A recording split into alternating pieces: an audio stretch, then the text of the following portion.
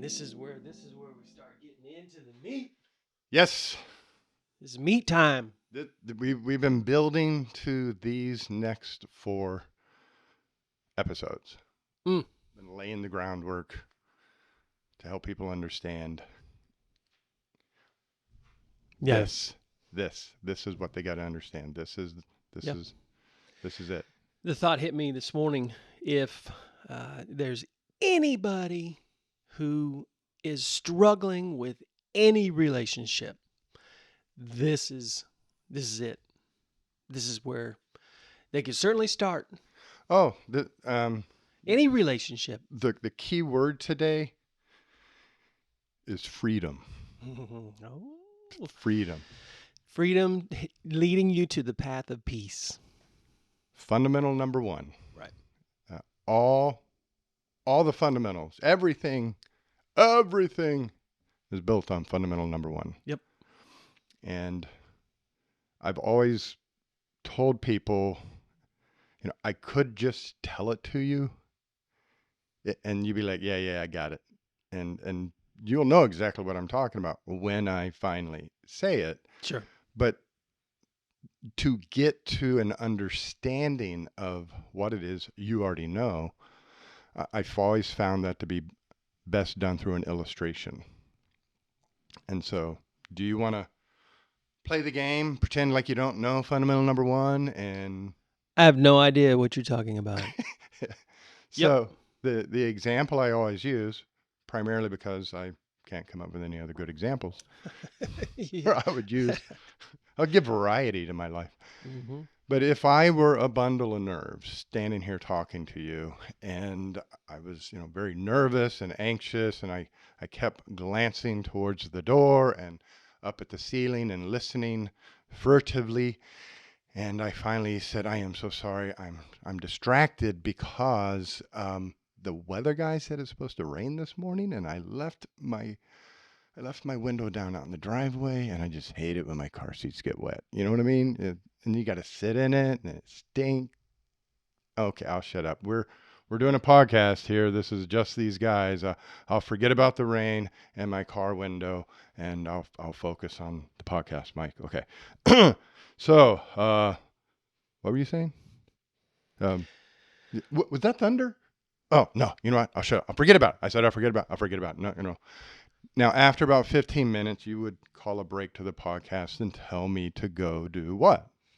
What I have been able to just completely enjoy is the fact that my car windows are up. Go roll your car windows up.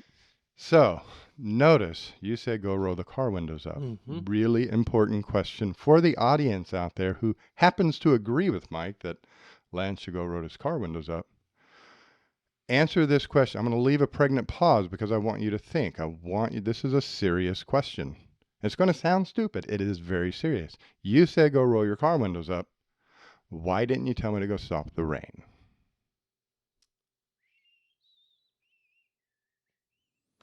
So, Mike, why didn't you tell me to go stop the rain? Well, because, and what comes to mind for me, if I might take a moment here, is last Sunday during the 9:30 a.m. service. I was up there and I was in the middle of the message, and all of a sudden we could all hear rain on the roof. I mean, rain that was coming down pretty dang good. Sure. Now, the reason that I didn't think about trying to control the weather is because I was loving the fact that it was raining. As a matter of fact, I had someone go and open the door on the side door over there so we could all watch it rain.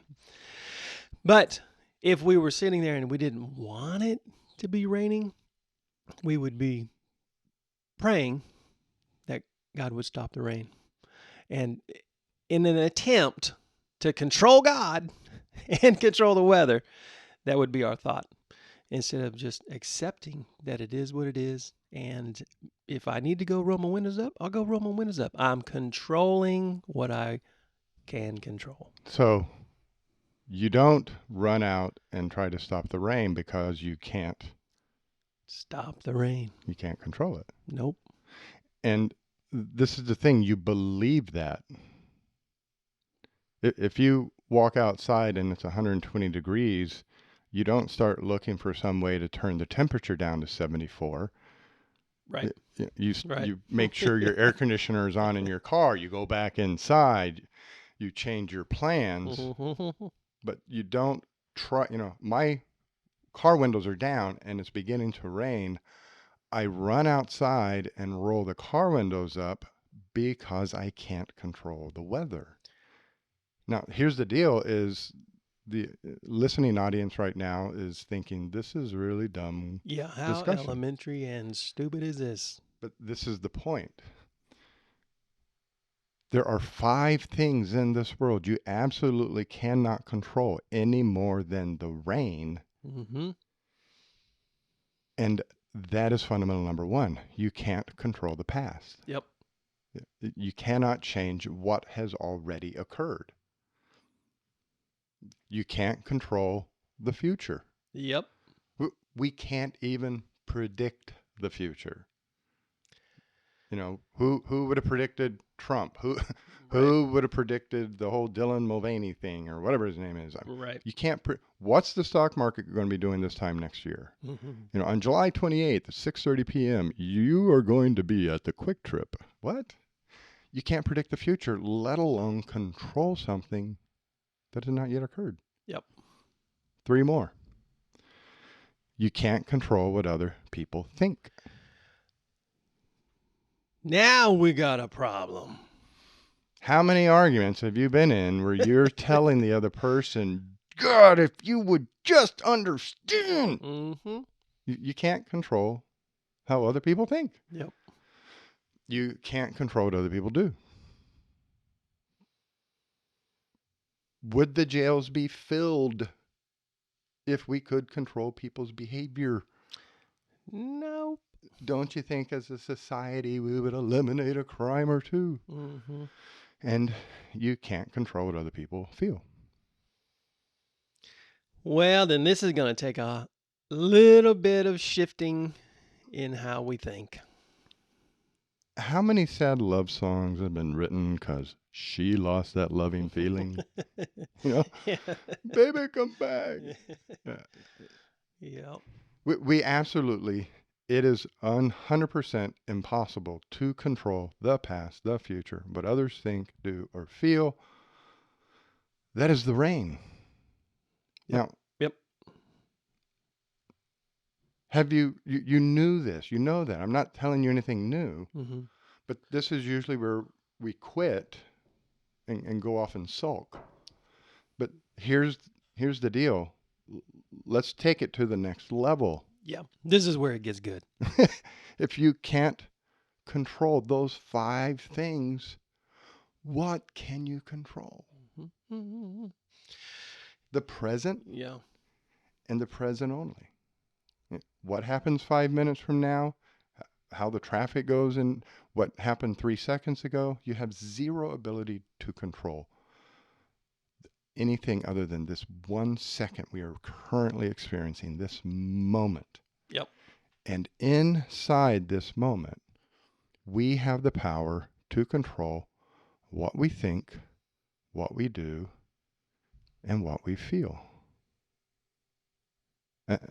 Now, you're not new to this, so you're grinning and smiling. Right. A lot of times when I repeat this to somebody who's never heard it before, I get a bit of a confused, angry look.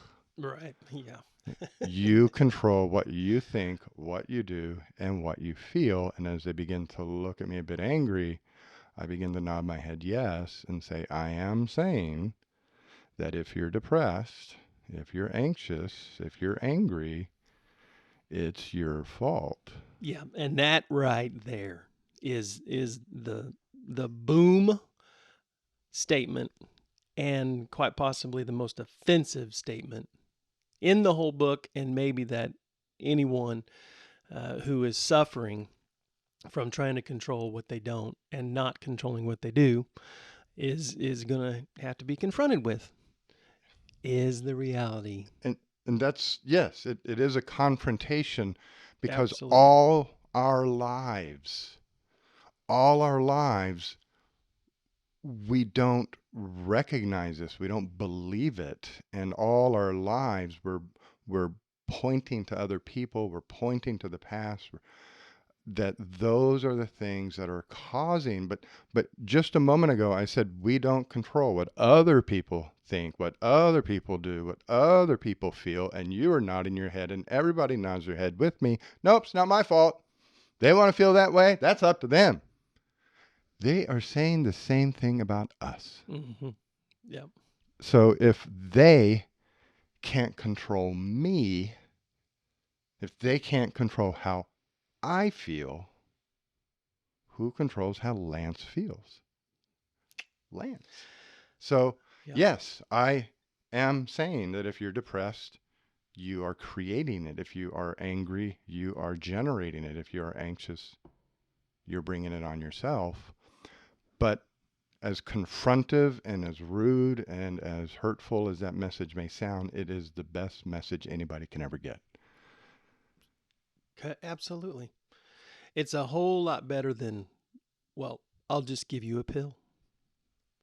And we're not standing here trying to be anti, anything really. We're trying to be pro. There is a solution that's much deeper and more powerful. And before we lose any more listeners, all two of you that are sticking around. If you can create depression, then you can create happiness. If you can create anger, you can create peace. If you can create anxiety, you can create serenity. The beauty of fundamental number one, the truth. This isn't magic. This isn't something I made up. This is truth. I have no power to control how Mike feels, but I have 100% power to control how Lance feels. So if Lance is feeling frustrated, Lance is somehow generating that, not Mike. Sure. If Lance wants to feel calm, Lance can create that no matter what Mike is doing. And that is why it's so important people get this, because everything after this, if you believe that how you feel is somebody else's fault, then stop the video right now, stop the podcast right now, because everything else I have to say in these next few episodes are for you. Yep. I'm not here to teach you how to make them act a certain way so you don't feel bad. Right. I mean, think about what I just said. If I feel bad and I say it's your fault, so let's say you call me a name. Yep. And I say, you hurt my feelings. we haven't got a name for the guy yet. Yeah, I'm still coming up with it. Negative Ned. Yeah. Your brain's percolating. Oh, yeah. But if I say, you hurt my feelings, think about the dynamic I just put in play. Yeah. I am saying, you say that word, I feel bad. So you need to stop saying that word for me to feel better. Quit controlling how I feel. You control me. Mm-hmm. Say that I feel bad. Don't say that I feel good. You decide how my day is going to go. Yep. I have just given you total control over me, and here I am railing at you for controlling me. But I'm the one giving you the control over me. So you know what that makes me? A victim. I make myself your victim. Yeah. By saying what you do, what you say, controls how I feel. And it is an absolute lie. It is a lie that you have the power to control how I feel. Yeah. And to take it to, maybe this is too soon, but to take it to the deepest level, we wonder why we are such easy targets for the devil. Right. He just picks us off all day long with that kind of thinking, and he's laughing at us. Oh, because he knows. You're such an easy target. All he has to do is whisper in your ear that they don't like you. Yeah. And then you right. fall apart because you believe for you to have value in this world, you believe for you to have any worth, everybody else must like you. Yeah. So Paul in Romans 12:2 said, we got to change this. Yeah. We change the way we're thinking about this and everything else, by the way, because it changes everything. It completely changes the path that you're on. A path from just being conflicted. I don't know if anybody out there it feels conflicted at all. Put a check mark by the box. It's pretty if you much feel the conflicted. security that I have in my occupation. Because with so many people walk around every Sure. day with solution right in front of them, and they're conflicted all day long. Right. And they could have, like the Jesus calling today started out with, I am your Lord. And I put an S on the end of your, and it changed. Yeah, I am yours, Lord. I am going to walk with you on the path of peace. And this is the path of peace right here, because it starts between the ears. And those two words become extremely important in working on and coming to understand and accepting and owning fundamental number one, I am. Mm. I am. There you go. I am. It is nothing about you, but it's me. This is what I control. And this is the deal.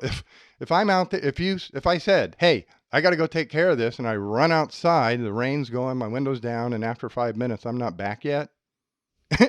And you walk out front to see what's going on, and I'm standing in the driveway, swinging a dead chicken over my head, yelling at the rain clouds, you would think I am absolutely cuckoo. Cuckoo for Cocoa Puffs.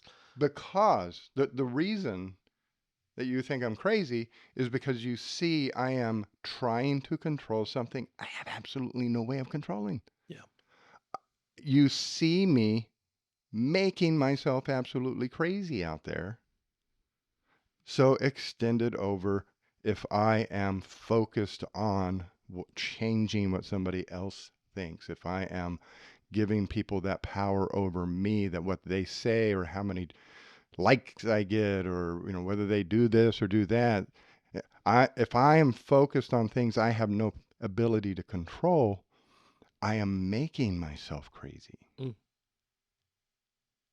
I am giving my power away because I'm pouring it into something I can absolutely not change. Right.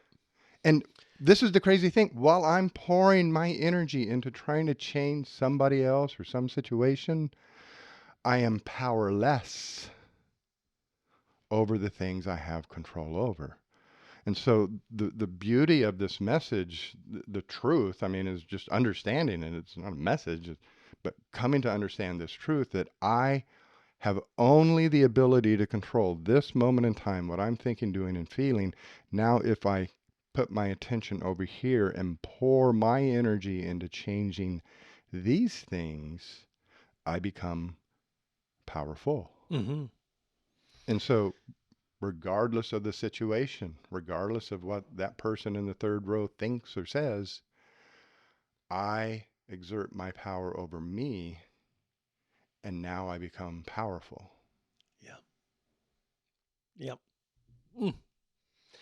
The worst news is that it's like, for me, the worst news is it's my issue.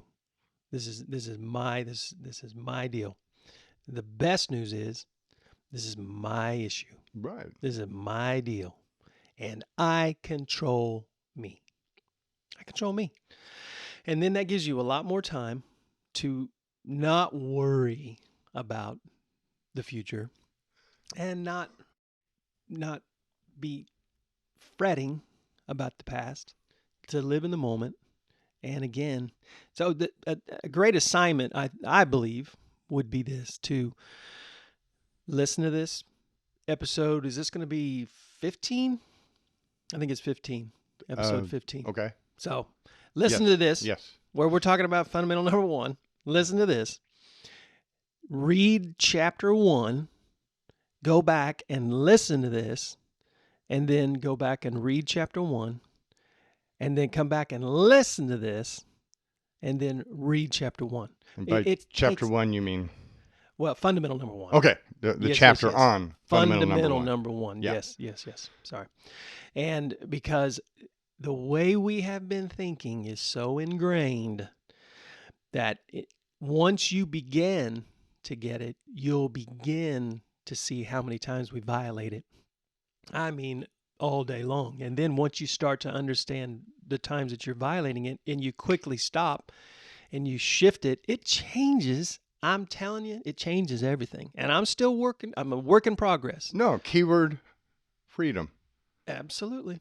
Because if I recognize I have no ability to control what you think, do, or feel, my day, I just lost 90% of what I do all day. Mm-hmm.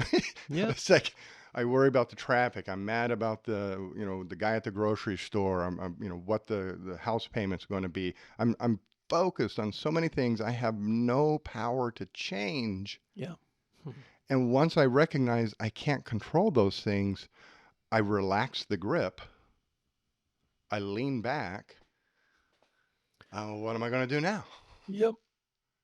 And like that gentleman I talked to you about a few weeks ago, he said once that clicked for him that he can't control those 5 things, he said, that means I don't have to think about them. Mm-hmm. Yeah.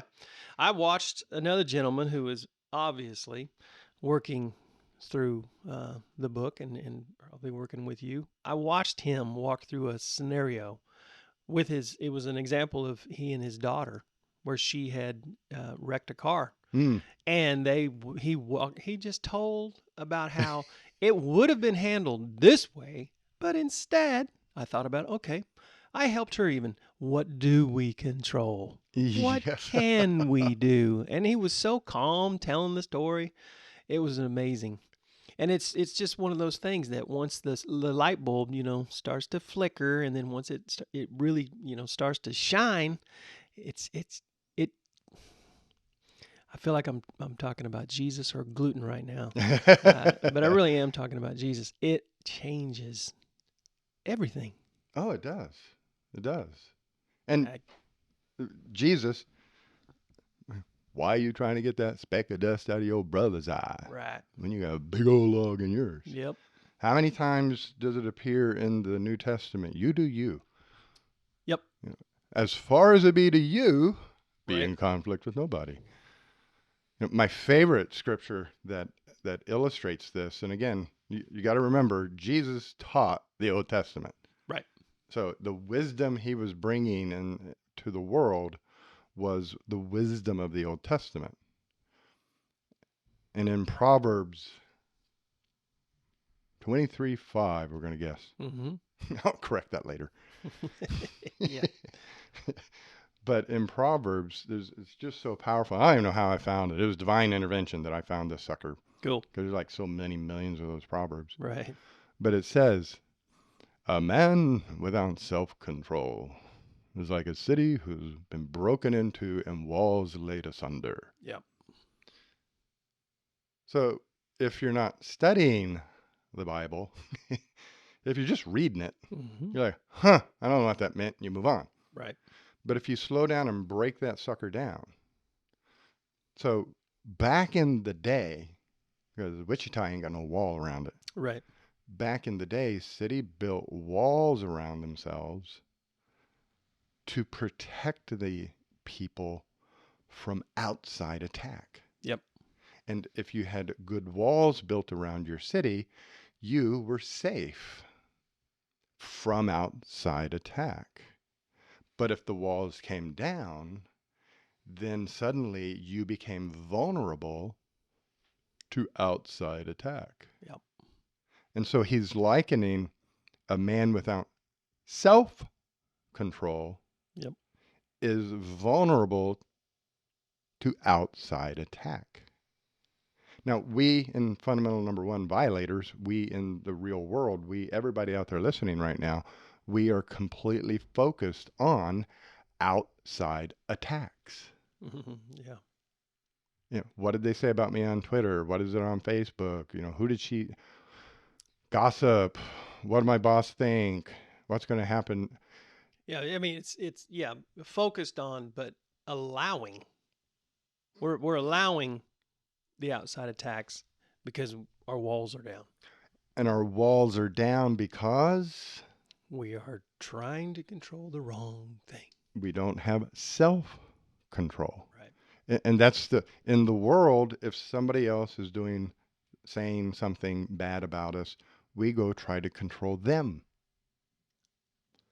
We try, if somebody says, the whole cancel universe, if somebody puts out an opinion on Twitter and somebody else doesn't like it, there's an army of Twitter birds who attack, trying to control what they say and what they think. Yeah. That just simply tells me the attackers, have no self-control because they were vulnerable to whatever was said. So if I want to be able to withstand whatever goes on in this world, whatever the situations are, whatever anybody else thinks, does, then I work on self-control. Yeah. Which is a brand new, for me anyway, brand new perspective on the fruit of the Spirit. So the fruit of the Spirit, my two favorite ones, and they have been, but this is a different perspective.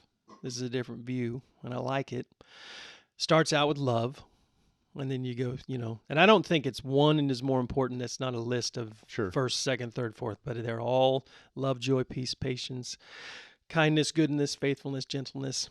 And then it ends with self-control.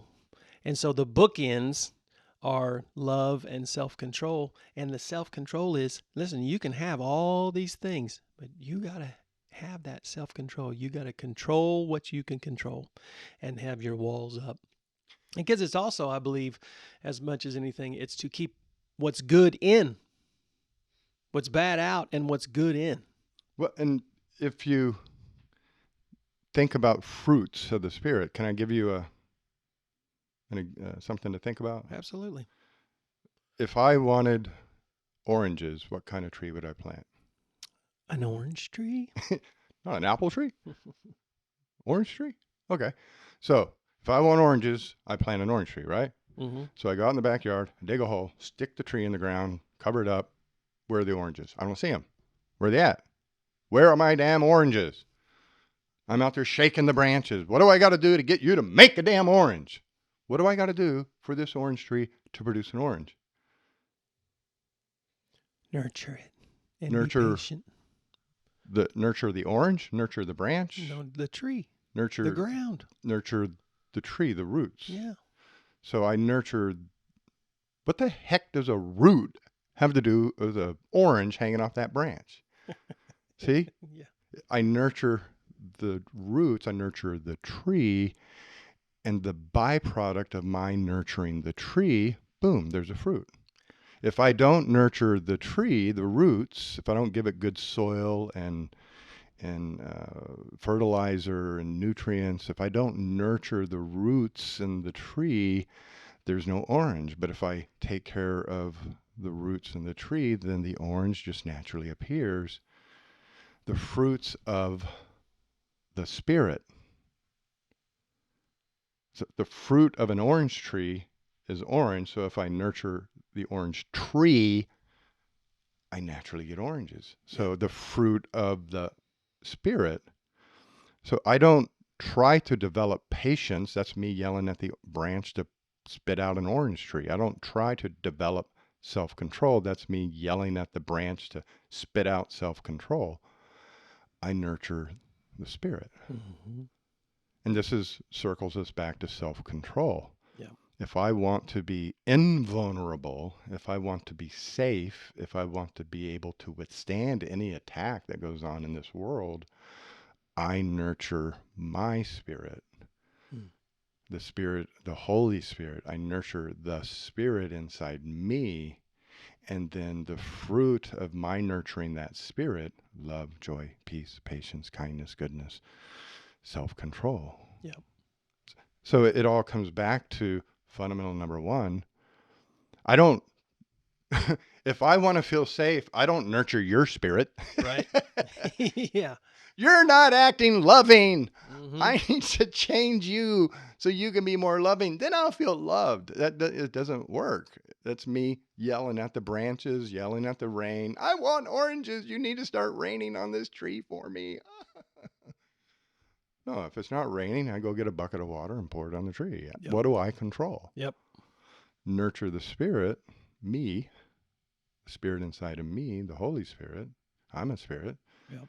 Nurture the spirit, and these things shall be made unto you. Yeah. So if every relationship that you have is perfect, and if every interaction that you have with any human beings or situation I know where you're going with this. is ideal, don't worry about anything we're saying. Don't bother with checking out 12:2. But if there are some things that you would love to get rid of that are not fruitful in your life, then I would highly recommend that this is where you could start. When we did the class, got it all set up. A bunch of people showed up, and this was after all the seminar stuff. And we're doing the class down the hallway. Mm-hmm. There's one young lady, middle-aged lady, but she came into the class and she was very upset and despondent and irritable and nervous and anxious.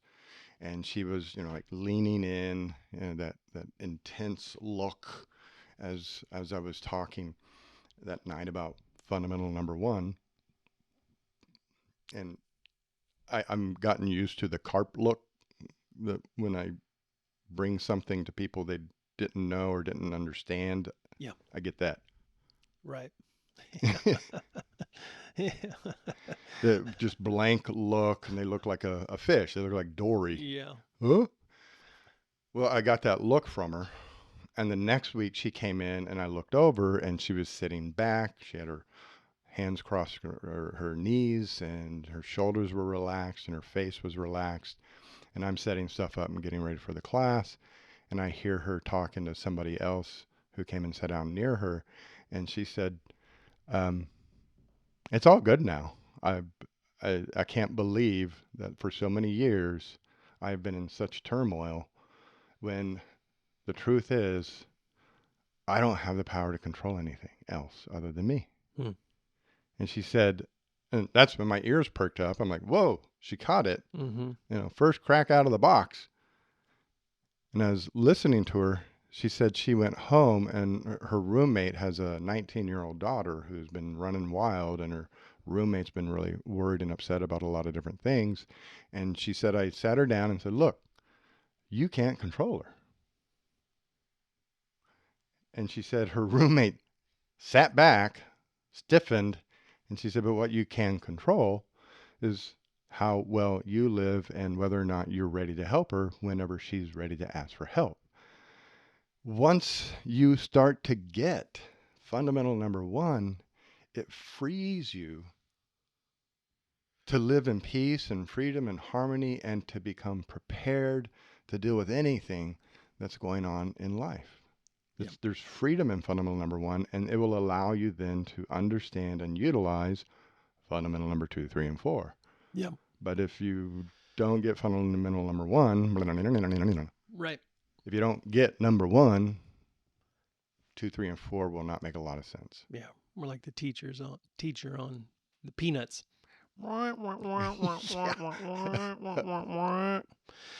There's 2 occupations where I believe this is so critical, because it could literally be out of control, and that would be a psychologist and a pastor. Because you want to talk about times where you feel like you just flat out want them to change. You want them to get it. When the reality is, our only role is to point them in the direction. And I was talking about this with somebody yesterday. Paul says, I don't have none of this stuff memorized. I'm not going to put you on the spot either. But in 13, 1 Corinthians 13. 1 Corinthians the 13, love, yep. The love. Yep. If I speak in the tongues of men, and if I speak in the tongues of angels, but have no love, Yep. I am but a clanging gong. Yep. And I have this image of that little monkey with the cymbals. Tink, tink, tink, Right. tink, tink. Oh, yeah. It doesn't matter what I say, how well I speak. If I don't have love, my words fall flat. Yep. And fundamental number one, if I'm saying these words to try to get you to change, then I'm not operating from a place of love. I'm operating from a place of control. You bet. But if I'm focused on myself, nurturing my spirit, developing the fruit of love, and now I look at you from a place of love and I say these words, then my words may have power. You bet. Yep. And that, I think that's as great an example of the truth in love as we might find. So let's sink in for a minute. I'm going to say, I think that might be a good stopping point. Yeah. Yeah. So read the chapter, fundamental number one. Mm-hmm. Listen to the podcast again. Read the chapter. Listen to the podcast. Start to, do the homework in the back of the chapter and start to really kind of distinguish between the things you don't control, but immediately recognize the things you do control. Mm-hmm. Because that's where the power of this comes in. Is the first step is, oh, I know I don't control that.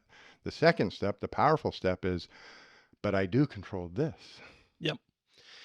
And by the way, when we get rid of all of the mess and the distraction and the turmoil, what happens is we can now walk in a better opportunity to be controlled by the Spirit. We are letting go of the things that we don't control so that we, in connection with the Spirit, can control what we do. And so, I mean, this is so good. Do not be conformed to the ways of this world, but Yep. be transformed by the renewing of your mind. Yeah. Rather than focusing on worldly, I control whether I focus on the world or whether I focus on the Spirit. Yep. Yep. Good stuff. Well, I am Lance, And I am Mike. and we are just these guys, Just these guys. Have an awesome week. And we will see you next week for the next chapter of 12-2, How to Transform Your Mind, which will be about shoulds versus wants. Mm-hmm. See you then.